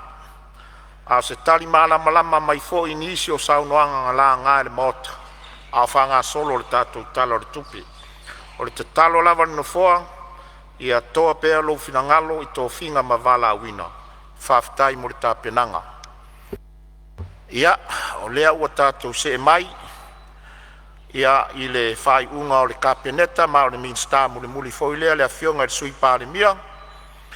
Ia o le asa au ni tari fuai tau nisi mea, nisi vaenga, na sao noa ia isu i mamalu o le Palemene, whatatau le tala le tupe lua o lua lima, lua o lua ono. Sao noa ia lau fionga le sui Palemia, manuia lau sao nganga.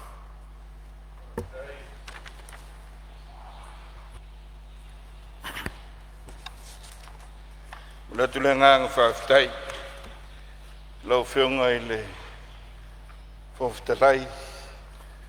Sai o ngā luenga i le nei aso.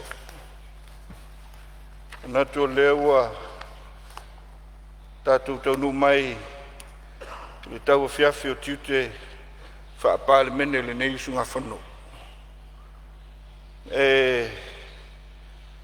Le i whai eise me tala le nei tu māloma le usunga whanu. Mutu le ngang whawhtai. Pai o Palemene whiunga sui whai pule. Ai mai se lau whiunga le whangwhtalai. Ma le ofisa le whanu. Tāpua inga mau whaurulunga mta ngā lua. Ma lo ngā lulue i le nei lua vai aso.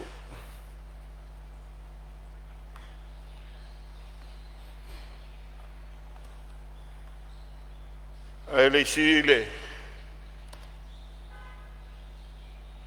sao le nei usunga whanu. Ma le tu malofa le alili. Papai le tapo inga mau ala o whiunga le li Palemea. A me se ua whiunga i Minstalango Lango. O whiunga vui ma la o whiunga taituave. Pa ia o le tanga luenga le whiunga li Palemea. A le tātou sekta o ngā luenga te te le tapo i maia malmanuia. Au so tātou sao mo Samoa. Nei talo le tupe. Nei manuia. O lea ua la se le tūta whaitoa.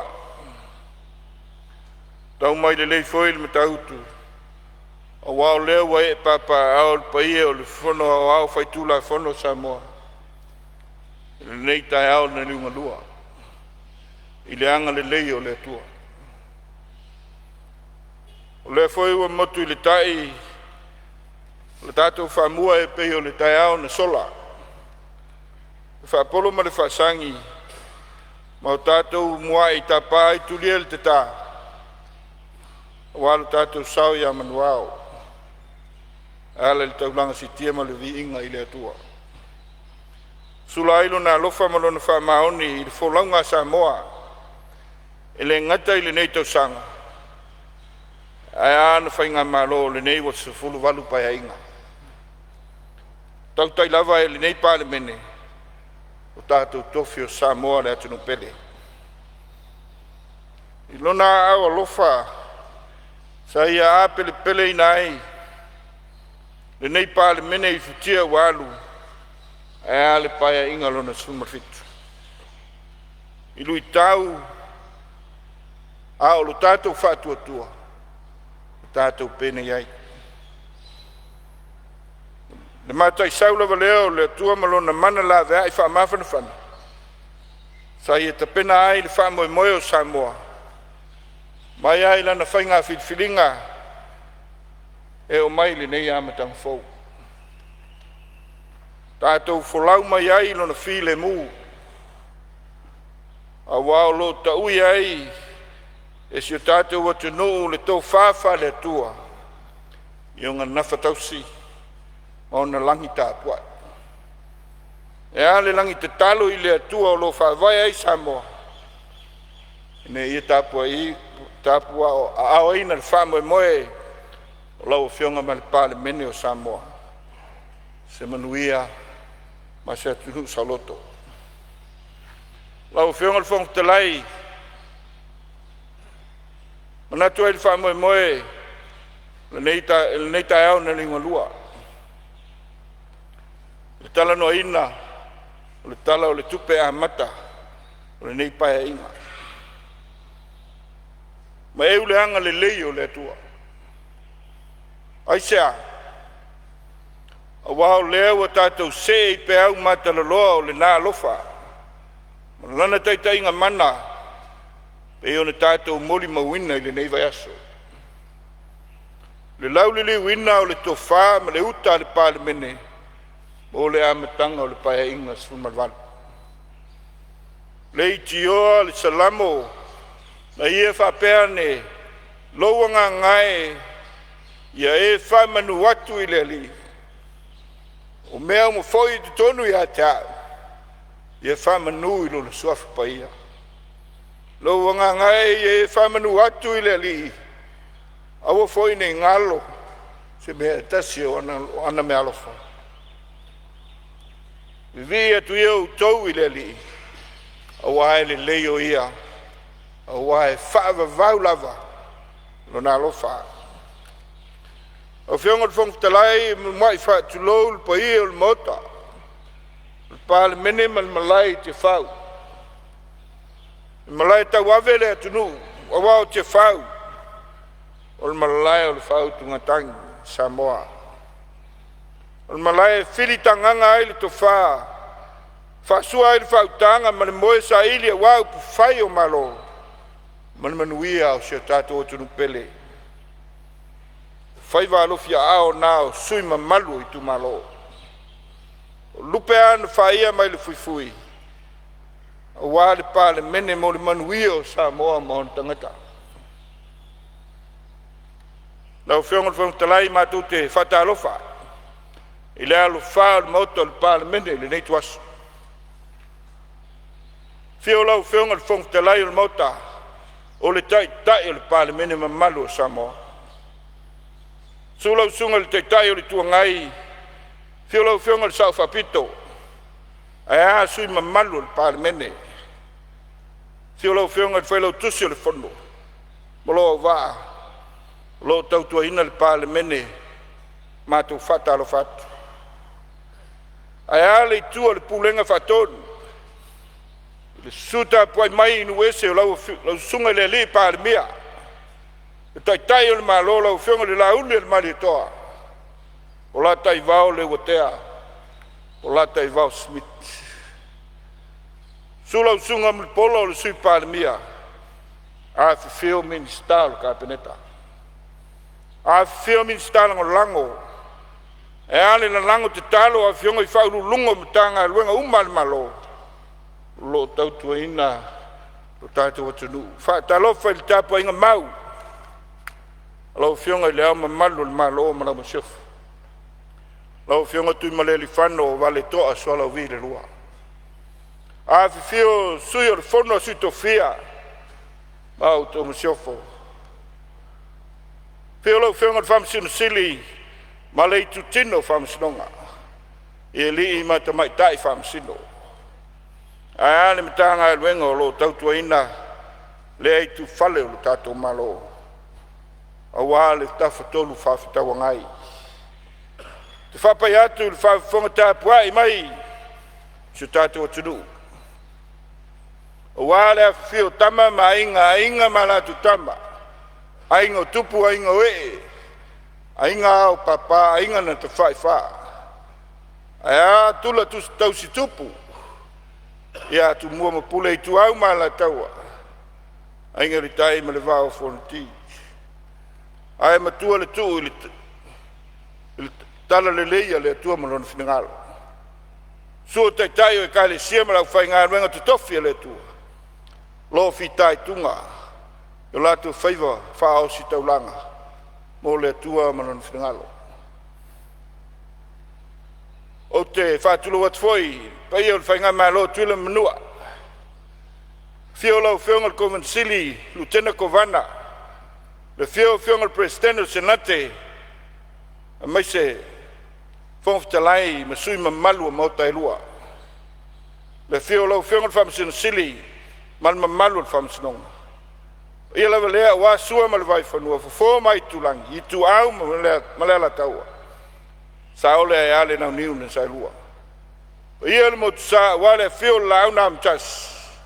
A fio fatui, lenga toto. Upu ia da te oi manu tele. Ia sau ngatana, ia o Samoa. E afu mai malai tele se ia pa ia. Filima pulutu. Ta wilo ai manua malo. Walo ia ai le malo le tua mo Samoa. Tau fio kot fongtalai. O leo o tātou mo le mauina le tāpenanga. Whionga le li Palemea ma le tātou whainga malo. Ta wala atu le whionga I le minista o tupe. Ma tātou ngā luenga whātino, mo le nei tau sanga whāle tupe. Lua olua lima, lua olua ono. I le amatanga o le paeina, rona sifuru walu le nei. O lea ua, ma ea saunoa, whiunga le minstau tupe. Tuso le whamoe moe, le lei, a wale nei whainga malo, mo le tau sanga whāle tupe le nei. A le vai mamau le lima tau sanga. E tau ia ino u whatepa le nei Palemene, i le ano liu ma le ano fale, o le whamoe moe, o le whainga malo, o le whatuatua i le atua sa moa o tas. I lalo le taitainga lana whiunga, le laule le maari atoa. Le li Palemia, o le taitai o le malo. O te tautala ai ma le whae tete, i le awa tele te tau ai, so whatau waa, whaleo ai le tō whaa, lana whiunga le taitai o le malo, ma le whainga malo, mo le ulua i tala o le tupe. O whiunga le whongtalai, i tā penanga le whainga malo, e la mua i le whinangalo le whiunga le Palemia, o Samoa o le nuu, o le ainga, e wheso tai o na ngafa, e whese tai o na ainga, e a ainga i o na whale upolu. A e suri tau tua i le atua fofoa, le atua o Aperamo, le atua o Isaako, ma le atua o Iakopo, e ala i le soifua tau tua i so se tiute, ma so se valawina. Whapenane nau nau ta inga lau whiunga le whongtalai, le nei whainga malo. Aise a e tā ua o tātou ainga. Lau whiunga le whongtalai, o te whia tau tala. E tā ua le whainga malo le nei, e tūlanga tātou ainga. I tā penanga ma le angai mai, sa ilo ilo tutoa, e le whiunga le li Palemia, ma sui mamalu le whainga malo. Whawhi tā uri, sa tutupu o lo tutupu. Ma e le tali tonunga, ta pena ai, se whaavai le lei mo le angai le numana. So se whainga malo lava, e tā pena mo se atina e manuia o se atinu. Lua vaenga e atia e. E atina ina o tangata, ma le atina ina o lana infrastructure. E le i whae ngofie tā penanga, mo le atina ina tātou tangata.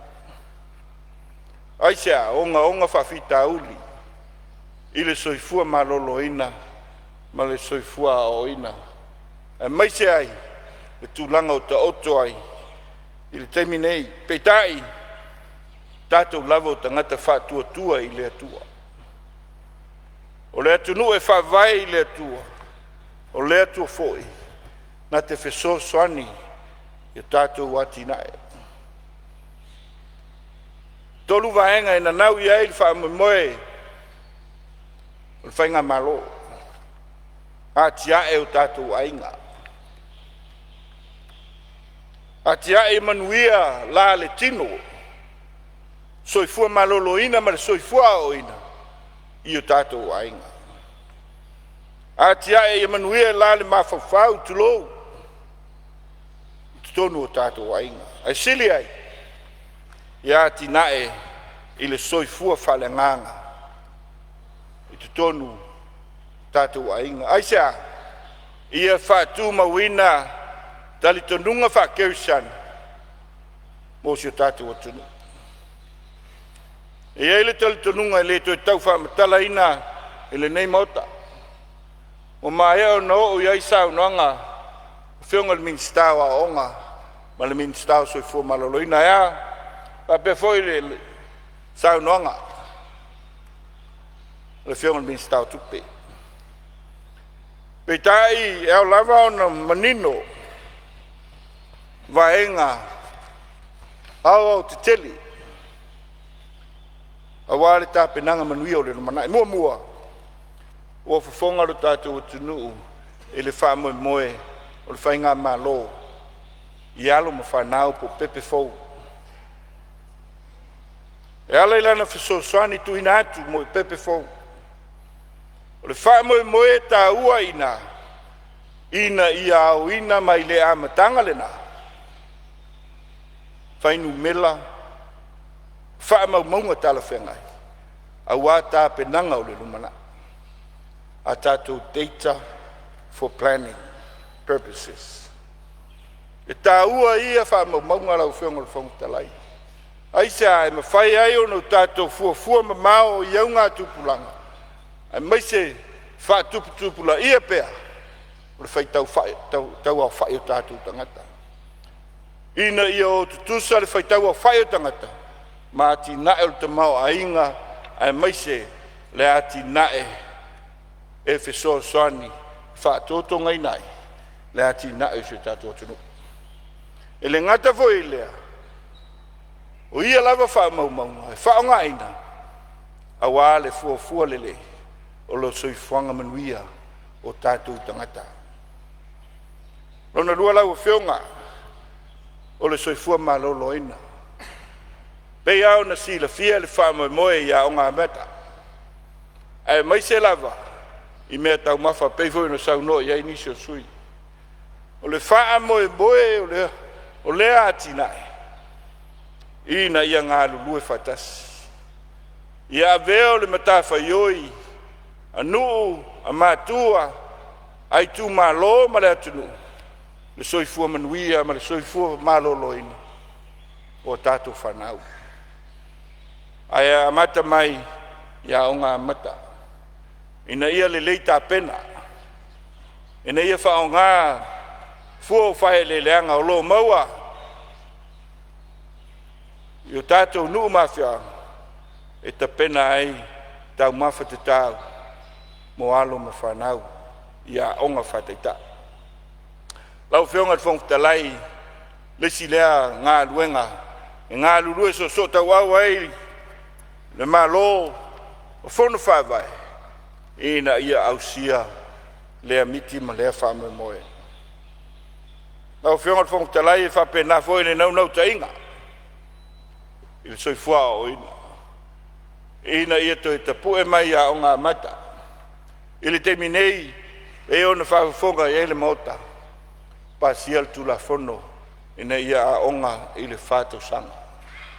Peitai, na nau le whai ngā malo, ina ia wawe a mata. Aisea, ina ia te pena, e whina ngalo tala whengai o whanau, a o amata mai. O le ati na e ina o le whina ngalo whanau, e le wā o le whanau mai, ma le 5 tausanga. O le taimi tā ua lea, e ta pena ai whina ngalo o tātou whanau. I le soifua usitai, i le soifua whamaon, ai a le toanga, e ngā lue. Lau whionga i le pongtalai, o le soifua manuia o i whina ngalo se tātou atu. Nere o pose lilo le mota le nei. Suinga wai ai le soifanga. Sa wanga i tutonu a inga. E mai se tele whawhita uli tutonu a inga. Mai se foi ia fianga whalau whasaina. Tulanga foi ia o onga whapena. Lala lea e tāua i whainga malo nei tā penanga. Lesi lea vahenga lo ave e wha mua. Ni se whawhita au le afo mai te mau ainga. Uti le te mau ainga. Tonu ainga. Mai se foi te leila tau malanga inga luenga whawhitaimi. Ai tu ua ainga matai tō lua. Ala lea wa si ai lunga le tau o le tutongi mā walalo. Aisea ina ia wha solo o na si lea tutongi. Ia tala whengai ma tutongi o loo a ngai. Ele ma whai o na wha tusa lia. Ai ua whainga tā o na toi sue halo ma whanau. Tautua ina sio tātou atulu.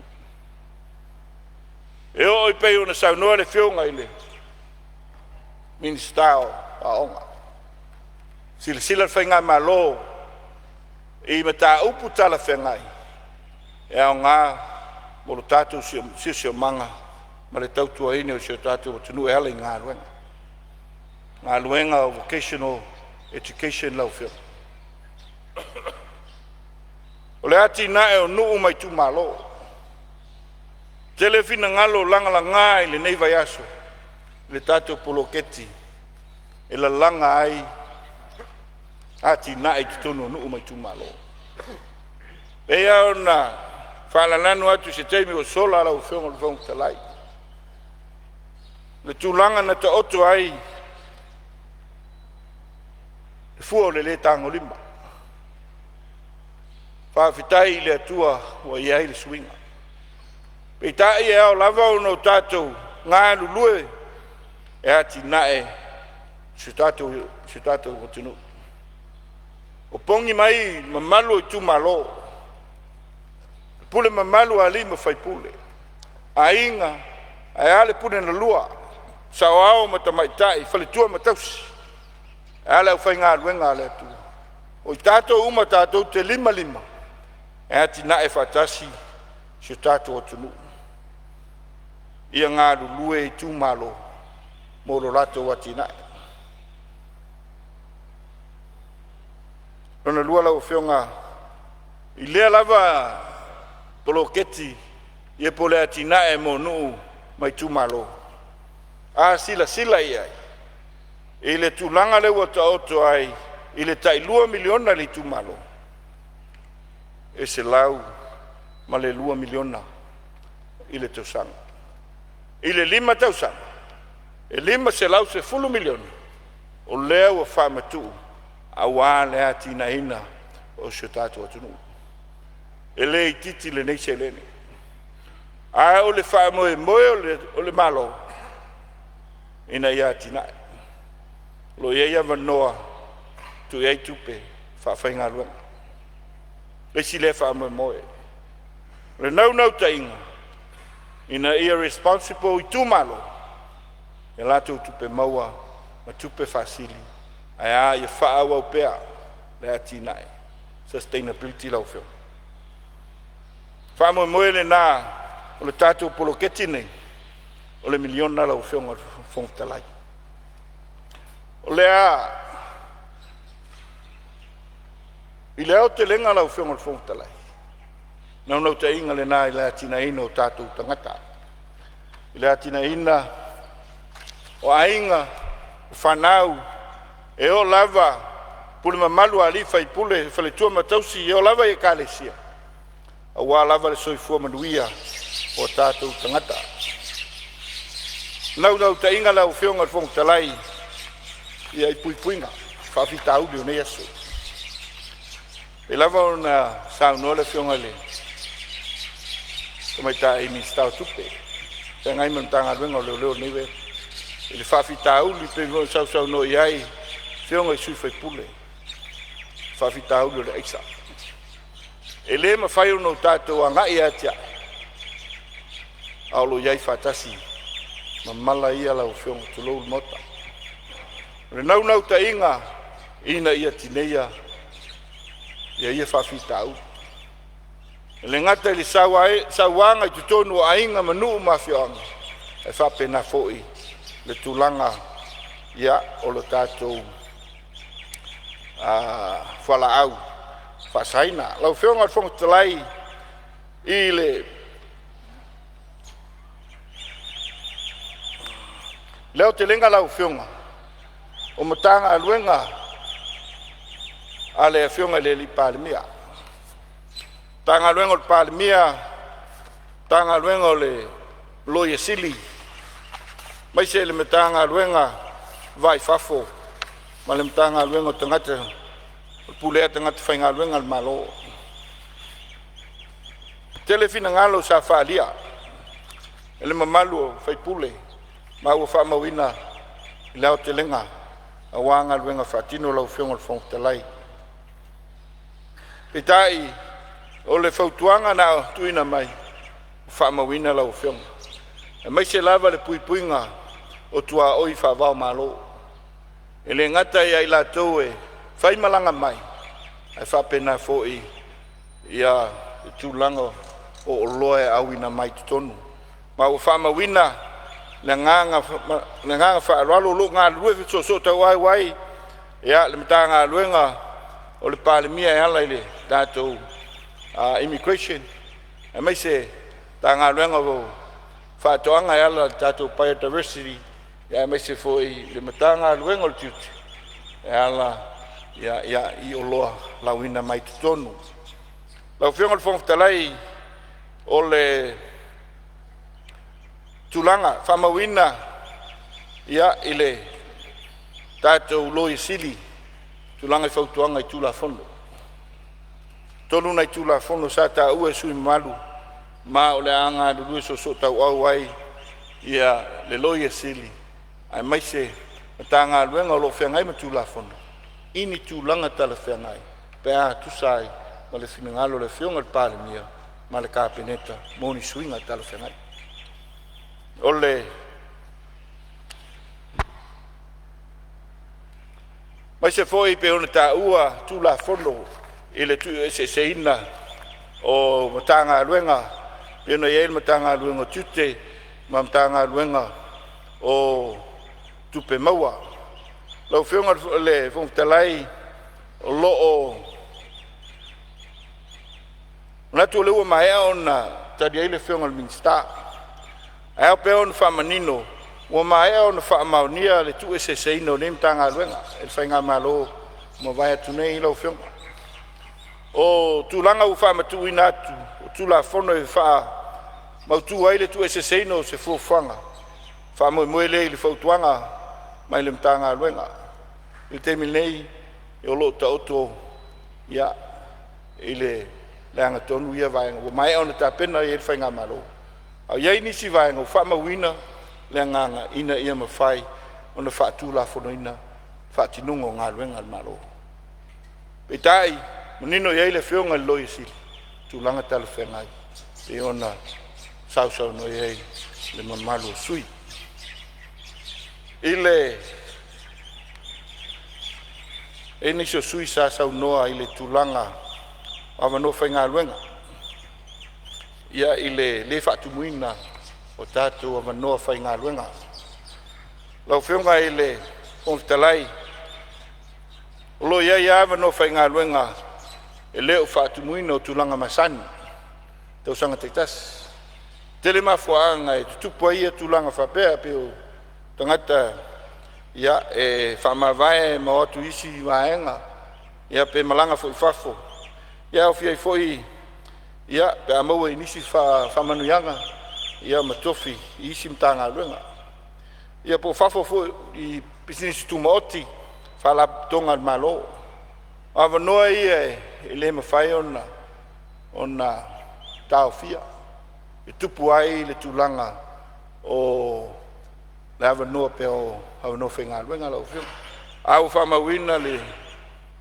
ya tu lalo su fe pule pe au na sa no le tulanga o seleni fa sawina ai mai se foi seleni te tau on fa mai ya pe ona te pena ina ia tatu talafa tau tupe ia foi singa luenga fenga luenga e tau sa ili ai i tangata to mai fa pitoa fa tumuina ona ole uti o la tou e ai to mai manga va tal fengai ia mo ia fa mo ia se lava nga luenga tau insinia ia mai se a mata fa pitoa ia o lo o fita tunga ia mai le tau le nisi ai se foi le tulanga tau la fumanu fa toanga mi se foi fa ia onga malo ia peo o ava noa ia lo uti ai e mai se atu tonu ngā luenga malo.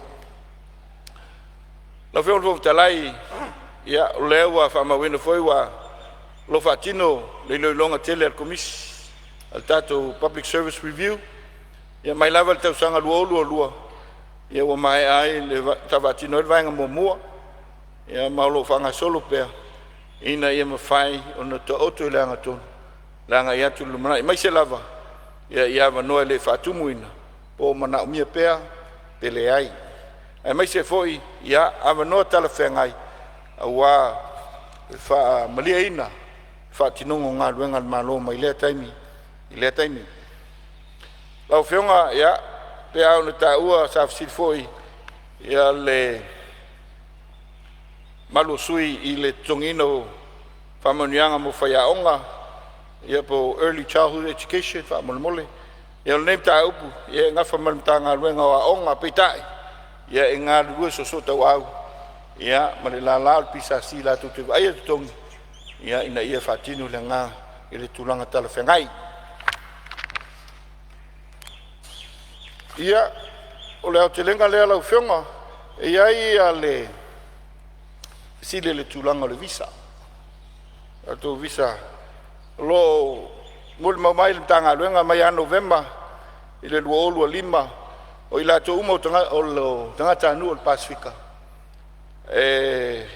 mai atu no o Pasifika e o fiaim Samoa e ma whai o na urufale New Zealand e au noa ma se visa visitors visa pe o le visit pe o le te lenga lea ia o le moli mau mai ia ale tātou mtanga luenga o le vai fafo ia o le te lenga lea o mata upu ia tanga luenga le whionga le li Palemene o loo lalo le mātou ainga taimi le tu mau ia mo le nei taimi lau whionga whatalai o no uo mai lea ia malia lava lau whionga I sui Palemene le fole se malo malo tula mai sui fole atotonu o la se me fia whasa o mamama le vanga pulmuri na ele sa noanga le sui Palemene ia I o visa ia se sa kalanga ia tunu fafo sanga luenga le tatou malo e sosoni ia I le whenita ma le polonga lau I le tatou tunu le ngaka le visa New Zealand le visa Australia o mokua whainga ka koe kaunga ka ale amtanga lava sa fiu New Zealand tar sanga mai sangi ka kol me hole le alu online ia mea aile mwhai kau ke le mana o I whai pe I ofisa ia o whai whai pe tai whawhengo fia I mo New Zealand o ngā alu online mea mo la tau whawhengo fia o wheng tātene mo tātou mo tātangata ma tūlanga ele Lautele o tātou tangata ia masera le ale mkwa ma wono le ngata le ma wono tele wa tala le o mai e o waku ave me ho yo pu fa tasi mai si o so o ile fa tasi ta sanga tangata mai Asia ma Afrika ma tangata wa pena e mangingi ya koe matatu tangata e o mkwa ke le al fa le tonu le o ia o isa tangata ita to fai pule ma mat tu le le malo o fai au mo fi o tangata e o le mfai no ia se fa mo mole o ka o nga fa ave statu lango I me foi kam foi na isi tangata sa mo New Zealand ma Pasifika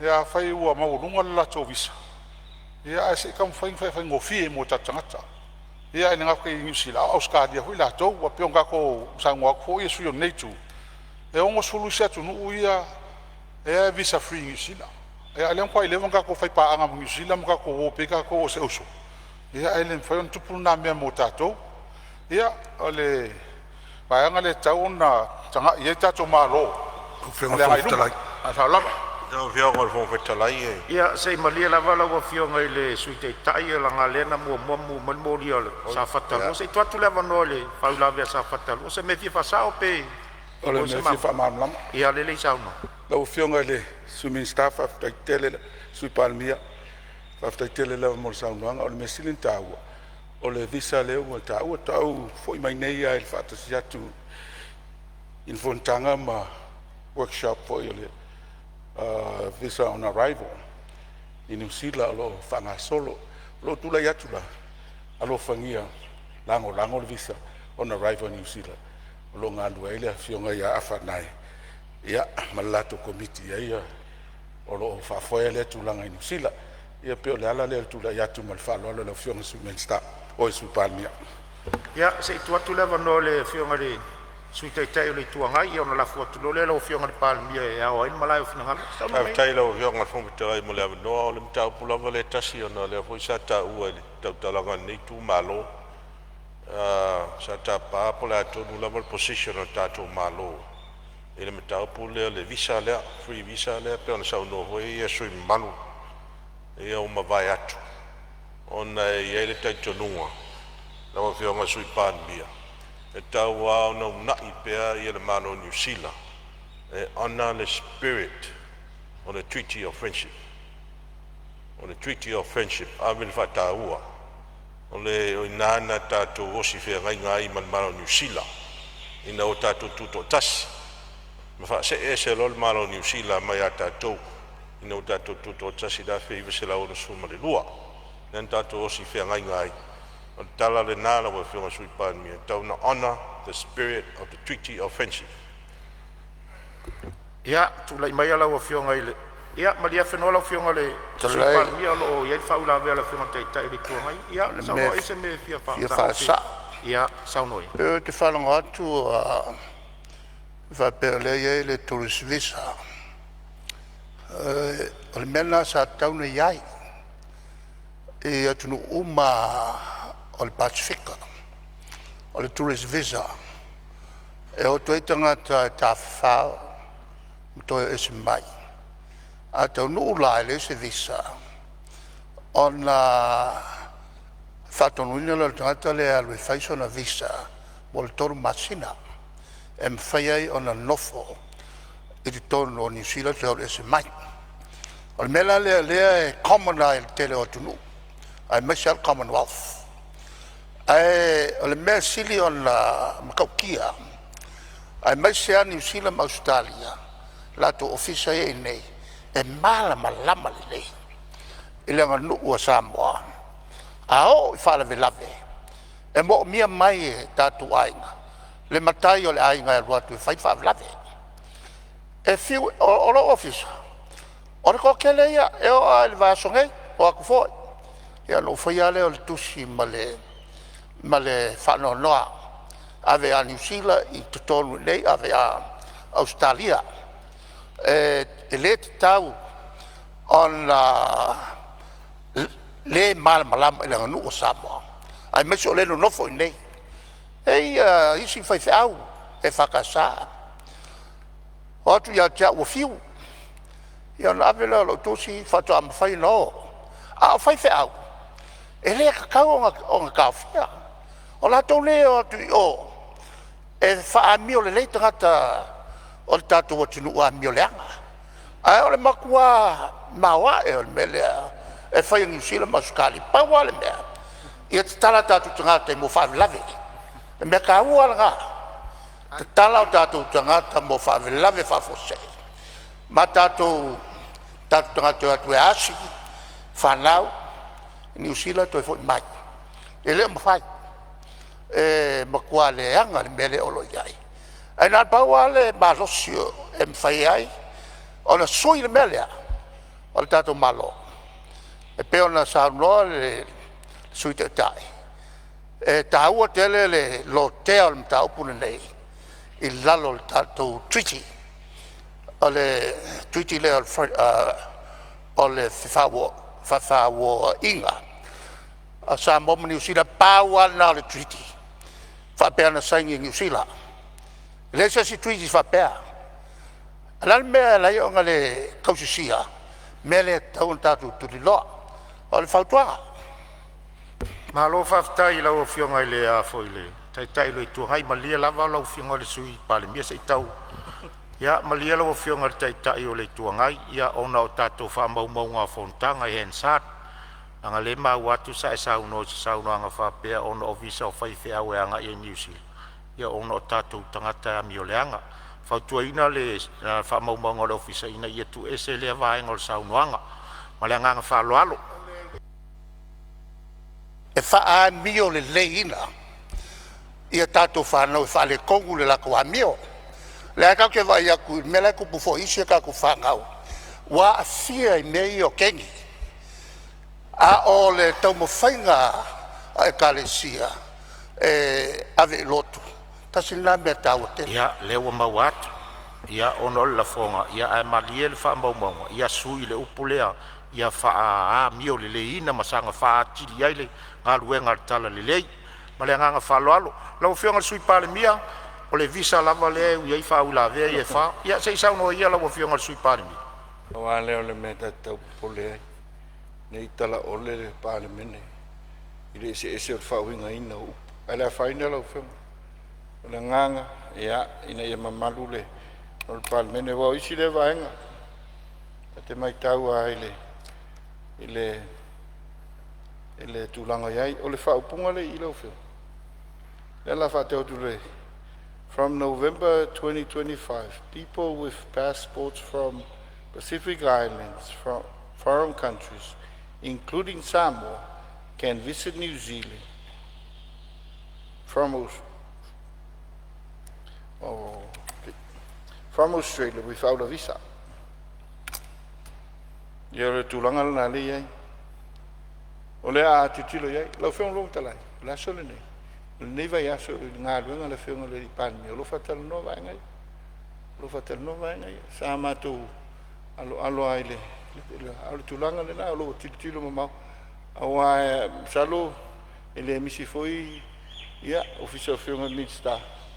Ile o atu o i lātou e tārsanga, mō tusi e la lango, ia i lātou visa e whapenara o whionga ele te whongtalai.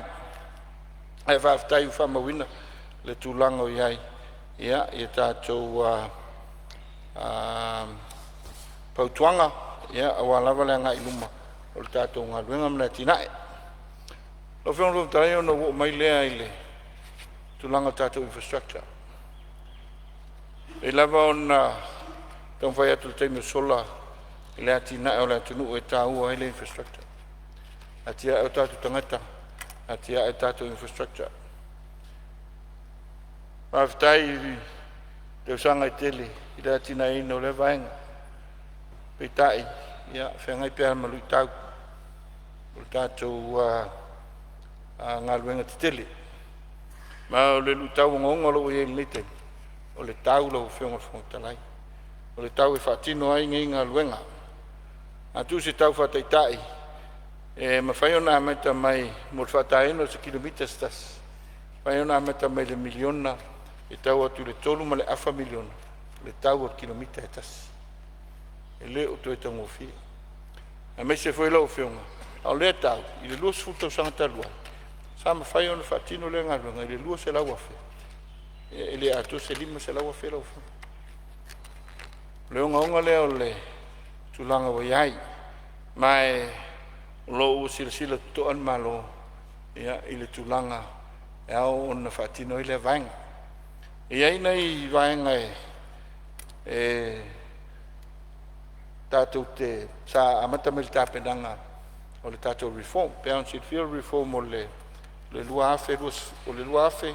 Ia, lea sa avese tātou Public Works Department, ia ai whatino ele tātou Ministry of Works, ia tu whatase e male tātou Transport.